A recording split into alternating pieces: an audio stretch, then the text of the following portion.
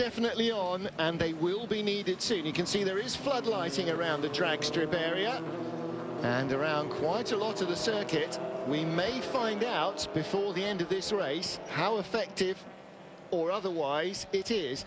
These are not endurance racing sports cars, and the lights are more than stick-on templates that you'd find on a NASCAR Cup car, but how good are they for actually seeing your way in the dark? Well, the simple answer, Matt Neal, is nobody's got the foggiest idea because we've not tried it before. Actually, the one who looks like they need the lights most is the Citroen. They're very slitty and aggressive, squinty-eyed, aren't they? Well, do you know what? You're a grown-up team, you're a bunch of big boys. I'm sure they will have tried to see exactly how good or otherwise the lights are. Maybe it's because they're seldom coming up behind people. They're normally leading from the front. Yeah, tail lights are really bright. Yeah, maybe so. But you always want a nice flashy pair of lights to melt the paint off the back bumper of the guy in front, don't you? Well, we may need to find out. We are now currently running 10 minutes late. I think only 10 minutes late behind schedule. I like this format. I like it. We're going into dusk. It's something different, isn't it? And it gives the fans something. You know, if they turn up early in the morning, they get the excitement of qualifying, the confusion of qualifying, and then they get a whole day. We can even see where Bruno's hiding with his safety car now, with his headlights on. Very cool. He's due to pull out just before the final corner then, if he's required, because the little white line you can see there defines the pit entry road from turn 12. That's a sort of last resort, isn't it? Volant's still in the pits, as is Coronel. Coronel's car came down off the jacks, but is not at pit out. Now, that's a very good spot, Matt Neal. Coronel is not yet ready to go, or if he is, they're keeping the car with the tyres in the tyre warmers. I'm not sure he's going to join us.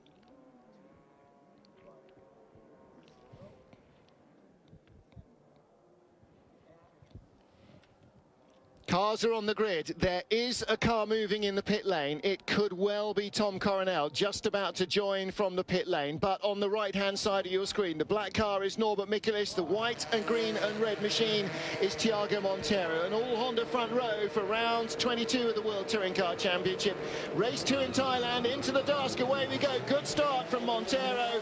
Good start from Tom Chilton in third place, but Norbert Mikulis gets the lead, and Chilton now will have to hold off the hordes of Citroens. And again, Marr and Muller inside the first corner, and Muller takes the damage. Broken left front corner. He tried to do what Marr did to him, get up the inside. Marr got away without damage. Muller got damage last time. Marr got away without damage. Muller got damage this time. When it's not going your way, Matt, it's not going your way, and they've all broken clear as well, as Muller is out. Then Lopez, Loeb and Marr are all squabbling, but the lead trio have broken away immediately. It looked like Muller, what happened to Muller then was exactly the same that happened to Coronel in race 1. He got down the inside fair and square, and the outside car just turns in, smacks into the left front, and rest is history, unfortunately, straight out. And Lopez has already jumped up in front of them, but he's outbraked himself. Wow, there's a rare mistake into turn 5. Got it wrong, got onto the brakes just a fraction too late, and will rejoin at the tail of the field. So yellow flags out at turn 1. Loeb ahead of Marr. No, Lopez came in just behind the two of them. Goodness, how did he manage that? Looked like he was going a long way off behind him. Rob Huff and Gabriele Tarquini, again making progress, Rob Huff. So where does that leave him? That's, what, 7th, 8th, 7th. We've got 3 out front, then 3 Citroens, then Huffy up to 7th place from Silly on the grid, last on the grid, apart from 4 penalties. So he's come from 12th to 7th. And Lopez as Loeb holds off Lopez, binging, banging, and Huff will do well to get through on the inside, but he's now in the danger zone where he might end up between them. So that was Lopez and Marr, not Loeb and Lopez, sorry. He's inside Lopez, Huff's got the move, but Lopez just puts his foot down and carries on going. And now Lopez getting hung out to dry, Matt. Yeah, Lopez is out the crocodile here. But Huff's not quick in a straight line, because Tarquini was trying to get by, and Tarquini looks to the inside at the hairpin at turn 3. Can't get through. Huff inside Lopez, and Tarquini inside Huff. Tucks him up like a kipper, takes away the racing line. Huff on the grass, can't respond. Ooh, didn't see that. Bernardi getting that sideways. So it was Muller's left front hitting Bernani that actually broke Muller's left front corner. So it was Muller drifting out turned him round, wide. yeah. He was well past Mar. Mar turned into his door. Yeah. I think half turned him round. And Muller got shunted out wide into Bernani. Bernani was lucky to survive. So I'd be pretty choked if I was Ivan on that one. Yeah. I'd be going and have a word with him afterwards. A couple of words. Neither of them particularly pleasant or long, I imagine. So Pachito Lopez coming a little unravelled at the moment. You know, we're going on about luck, Martin, but I mean, what if those incidents had happened to Lopez this weekend? Yes, exactly. Wow. And that's exactly why before race one, Muller said, never give up. Never give up. And, you know, we're all criticising Lopez, saying, why are you nervous? You know, you can walk this, you've got it in the bag and everything. Yep. I mean, OK, it has gone well for him, but wow, Muller, 2 non-finishes. Yep. It has gone well for him, but it didn't have to. Exactly. If he'd been in Muller's position with 2 zeros, then suddenly the championship is back on. And it would not just bring Muller into play, it would bring Loeb into play as well, and you'd have 3 Citroën drivers. Oh, Montero's got a good slipstream here on Michelitz. Well, he's not going to help Norby, is he? Goes for the switchback. Can he cut back under inside. him? He's got the line, he's got the traction, and Norby sits with it, and he'll have the line, but he has to move over to the right. He needs to move further right, Michelitz, to get into this corner 4 flat out. This could be a big one if they go in wheel to wheel. This is like the old days of Eau Rouge wheel to wheel, and Norby knows it, and Montero has the lead. Chilton sniffing. Wow. Entertaining stuff. However, it is allowing Loeb to close in fast from behind. Loeb could come out as the winner from this one. Tom Chilton so far won 3rd place in Hungary race 2. That's his only podium appearance. Ooh, and Mikulic getting very squirrely over the curbs. I wonder how straight that Zengo Honda is. They did a lot of work on it after race 1. I mean, Thiago's trailing bits of rubber sealing strip and all sorts of stuff, but that doesn't matter. Chilton is having a look at Norby, though. And now, look, it's not a lead trio and 3 Citroëns. It's a leader and then this pursuing pack. And Loeb is going to leapfrog his way along here. Yeah, Chilton's light, he's on 0 weight, so that should make him more difficult to get past. However, it's a kilometre and Loeb is on his back bumper into turn 1. And Loeb will just sit there until he's actually pushing Chilton along and then pull out. Long way past turn 2 and down into the slipstream. Chilton's going the long way around the outside. He's got Chilton. Yeah, but Tom, if he keeps his foot in it, could just about hold on. No. Drive through, Parc Ferme violation for Norbert Mikulic. So clearly they worked on the car before or after the Parc Ferme, and the Parc Ferme was the end of the race until the 15-minute repair time. So Norby is out of this, which makes Loeb 2nd, Chilton 3rd, and Mar on the inside of Chilton now takes that podium spot as well, because Norby cannot recover from the drive-through. Chilton fights back. That's a great move by Tom to cut back on the inside. But is he only staying the inevitable? Tarquini's on the hunt as well. Yeah, Tarquini's right in it. Lopez is there. In fact, Gabrielli got by Jose Maria Lopez, and Jose has not been able to get back past the Italian. And Huff, is he making any inroads at all? Well, Montero, like in Japan, is trying his damnedest to clear off here, but 10 laps and only 1.5 seconds in front of Sebastian Loeb. I'm not sure that's enough. Oh, and look at them all queuing up to have a go at Chilton. Tom again defends on the inside into turn 1. But that's going to cost him on the exit mat, and here they come. Tarquini should get a good exit from there, get a good slipstream. They'll all be sucked up along behind the Chevrolet. That Citroën has got good straight line, considering the weight it's carrying, hasn't it? And Norby comes in and goes back out. And Chilton on the inside. Chilton's got our eyes in the back of his head here. Yeah, I tell you what, they're going to have to work damn hard to get by him.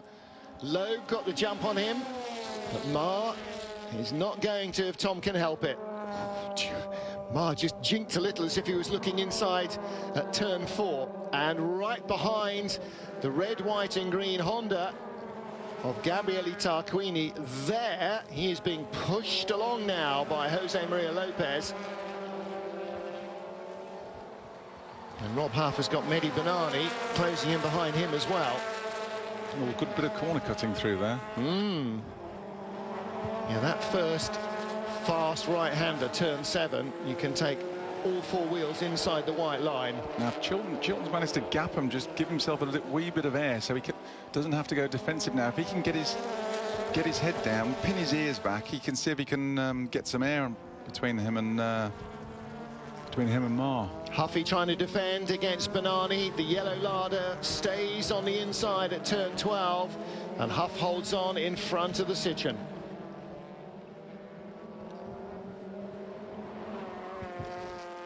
On board with Rob Huff, little kiss from Banani down into the braking area for turn 1 here at Buriram, the Chang International Circuit. Pink sky as the sun sets, drops below the horizon. Your race leader just going through shot, Thiago Monteiro from Sebastian Loeb. The problem they've all got is these Citroens are so fast in a straight line, they're absolutely ballistic. If you gap them, then the next straight they're back on you again. Tarquini can't shake off Lopez, but Lopez has still not got by. And I wonder whether the Citroens used the better of their fresh tyres for race 1 when they were all at the front. I'm pretty sure that Lopez will have done. Whatever he had, the very best of it was on the car in race 1 when he was starting on pole. And Muller, his championship rival, behind him. So he may not have as fresh a set of tyres as Gabriele. Gabriele may have reckoned that he would be further forward in race 2, especially after the race 1 penalties and a degree of race 1 carnage, and so maybe keep tyres for race 2 and hope that your car is in a position in which you can use them. Rob Huff, Mehdi Banani giving chase. Timing and scoring giving up, still showing us the results of race 1. But we know that Thiago Monteiro is leading from Sebastian Loeb. The gap now 3.3 seconds remains pretty constant. And then behind Chilton and Ma, in the red and black capsicum car of Tom Chilton ahead of Cinquan Ma, the 33 Citroen. Red, white and green car, Gabriele Tarquini, number 2, 5th place. We're right behind him. Which way are we going, Matt? Yeah, look at him draft up. Obviously, Tarquini's going defensive there, but that's going to compromise his exit from 3. But the problem is, time and again, Lopez has to go around the outside. Tarquini leaves him no cutback room, parks it on the apex. That, by the way, at the bottom, that's not a high-intensity rear light. That's your exhaust pipe. That's the kind of underbonnet temperatures that these guys are dealing with. You know, we talk about the air temperature being 30, which is nice and hot. Look how red the brakes are glowing and how red those are at 700-800 degrees. The turbo under the bonnet will be closer to white than it is to red, like the brake discs. As will the primary, the manifolds as well. They'll be running close to 1,000 degrees C under there. Well, you can see that at the tailpipe, at the back of the car, with what cooling it's had and the gas flow, it's still glowing cherry red. So you can imagine, I mean, especially on the Honda. Yeah, it looks like the Honda, that'll be the catalytic converter, but whether Honda are running it right at the tailpipe or the others have just knocked the insides out of theirs. Yeah. Ma still trying to take 3rd from Tom Chilton. I think Tom would consider this to be a decent Thai holiday if he manages to take a podium away. Come on, Tom, you can get a podium. I like this evening stuff. The cars look very glinty and groovy. Good, yeah, they do look good, don't they? It's like when you've got your Sky Electrics, when you had those working lights and you used to race them in with the lights off. So much more exciting. It's like Formula 1 in Singapore, but these guys, we've got lights, so we don't need... You see how different they all are as well. You know, it's just another different element to help you identify the car. Chevrolet with a big square light. Chilton Chilton now breaks himself as we're talking about light clusters, and through goes Ma for 3rd. gimme. Yeah. No sign of Norbert Mikulis at the back. I don't think Tom Coronel actually joined in. Haven't seen him go by, have we? So no, as you say, the timing screams. Yeah, they gave up at the end, went home at the end of race one. Huff still defending against Bernani, and Lopez still not getting back past. Tarquini's Honda. Oh, we have a timing screen.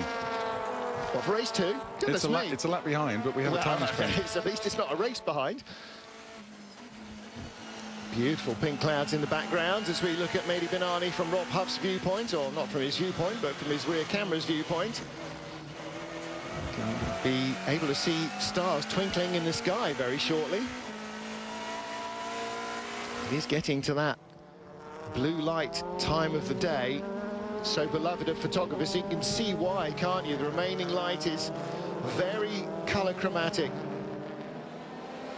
Another queue forming behind Chilton here. And look how much Maher's gone away. In half a lap, he's a second and 3/4 in front of Chilton already. And Chilton is holding up Tarquini, and that's good news for Lopez. Because without the queue in front, I don't think Lopez would be with Tarquini anymore, apart from down the straight. I don't know. I think Lopez could get 2 for the price of 1 here. Of course, being bottled up behind Chilton means Tarquini's only got one option, which is to follow Chilton into the corner. Get Tarquini on this one. Look at that's a fantastic shot of the brake disc there, isn't it? See how much later and deeper Tarquini was on the brakes. His was still glowing when Lopez's weren't. And Lopez gets them both. Good thinking, Matt. If they both go the same way and he goes the other, he'll get either or neither, or he'll get both or neither, won't he? Ooh, good slide, and Chilton back at the inside. Chilton's there's an overlap, but he can't quite get in. Oh. Wow, and here comes Tarquini. Great racing from Gabrielli. He's inside Lopez. There's contact, but they both hold on, and now the road comes back to the Argentine, and he goes through, returns the biff, and Tarquini loses ground that time, but not much. Up he comes sniffing. Huffy's close. Is Tarquini smoking? No, not yet. But Lopez again can't hold the line in the middle of that little sequence and drops down into 10 just in front of Chilton.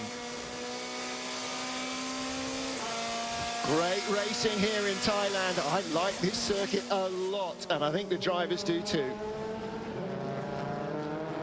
So the lead trio have gone, Montero, Loeb and Maher, and Loeb dropping away from Montero, the race leader. Then Lopez, and then it's all going on here, isn't it?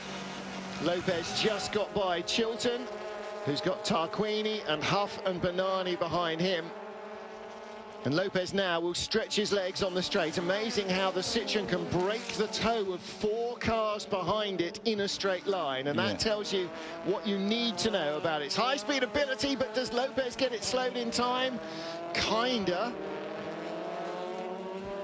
They're all synchronized going into that turn 3, weren't they? But yeah, Lopez will have his maps wound right up now, put some more ignition into the car, just trying to make that little bit of air, give himself some comfort zone, get himself back on the podium.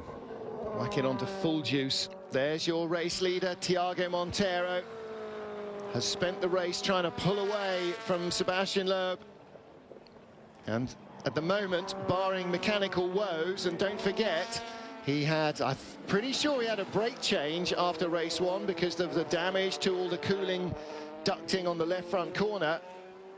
If they haven't had a chance to replace those ducts, then his left front brake will start to overheat. It's not like you can take it easy when you're being chased by Sebastian Loeb. Cinquan Maher in 3rd place.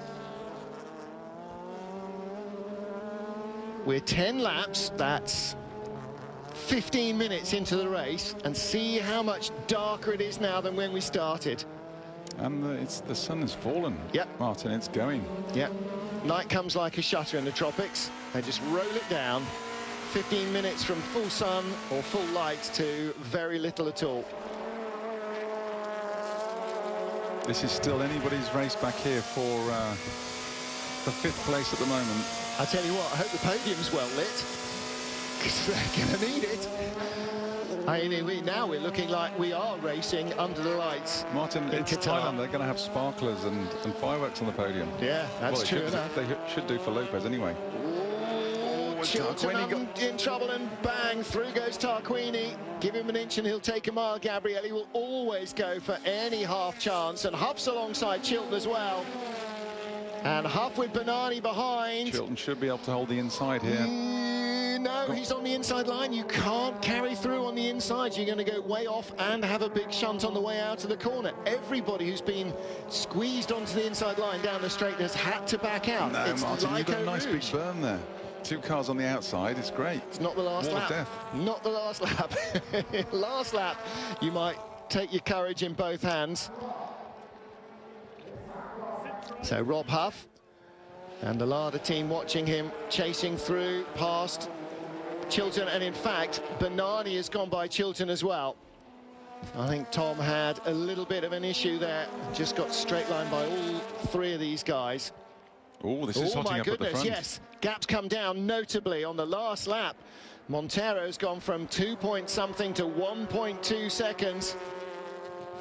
Now, the one thing that Citroen did, it was 2.0, so in that's race 1, was look after its tyres well. They were very strong in the last few laps, so this could this could be really tough for Thiago Montero. 2 laps to go. A fired up Sebastian Loeb looking for a win, looking to try and overhaul Ivan Muller in the championship. Loeb already has gained 19 points on him this weekend, and could gain at least another 18 and possibly 25, which would be a near 45-point gain on Ivan Muller, which would put him a race in front. Red flag. Oh, what's that about? Light? Surely not. Have the umpires gone for their light meters? Well, we haven't seen a shunt, unless it happened while I was just looking down at my points table. It can't be light. That's what the race is. You can't expect a race into the dusk and then say, actually it's dusk, so we're going to throw a red flag. So what else has happened? Well, the race was due originally to finish at 5:50. Have they got a curfew here at 6 o'clock? No, the bar's open. All the officials want to well, 2 get laps, down there we'd still get them in before 6 o'clock. And a slowing down lap. Well, whatever. Sebastian Loeb doesn't get victory, but he does get 39 points more than Ivan Muller away from Thailand. Thiago Montero is our race winner, and the 2 of them are pulling over, looking at each other going, what? I mean, that's great. What happened then? Great for Montero, great for Honda to get their share of the spoils here. But for that 4 was just minutes. Yeah, that was just sort of getting nice and exciting for us. Oh, yeah, see, that's slightly a disappointment, I'm afraid. I don't think it was so dark that the cars couldn't see each other or the flags. You don't think one of them, JAS mechanics, got hold of the red flag from somewhere, did you? I don't know.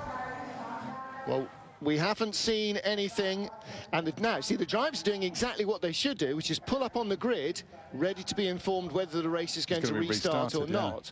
Now, it has said race stopped, not race suspended, so we're over 3/4 distance. They can declare a full points result, and so Thiago Montero celebrates in front of Eva, our cameraman, and gives the old girl a bit of a kiss.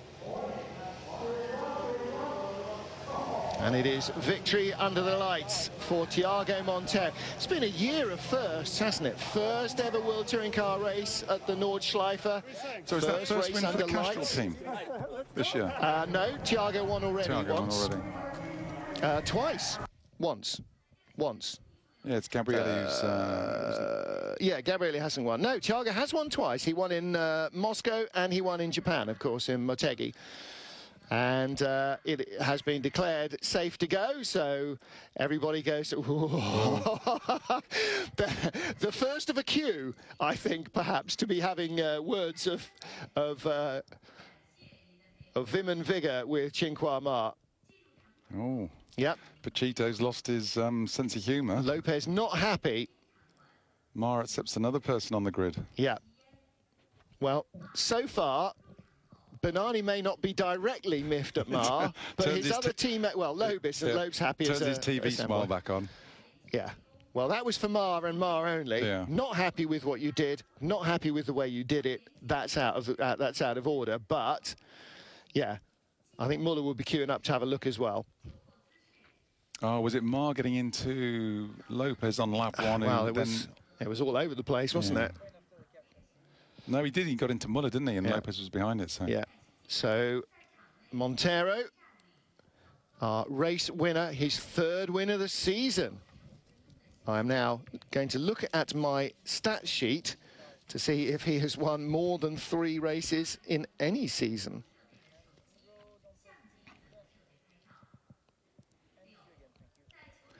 Thiago Montero claims win number 3 of 2015. He has never won more than 2 races in a previous World Touring Car Championship campaign. So we talked at the beginning of the season, several races in, Matt Neal, about the way it seemed his fortunes were changing and the bad luck befell Gabrielli. So it would appear Thiago has now won his 3rd race more than ever before in a season. So I'm sure we're going to get our... Yeah, great for Thiago. Well, I just want Alex or Ben to get down to interview Mars, see what he's got to say. They probably can't find the cars. Yeah, probably.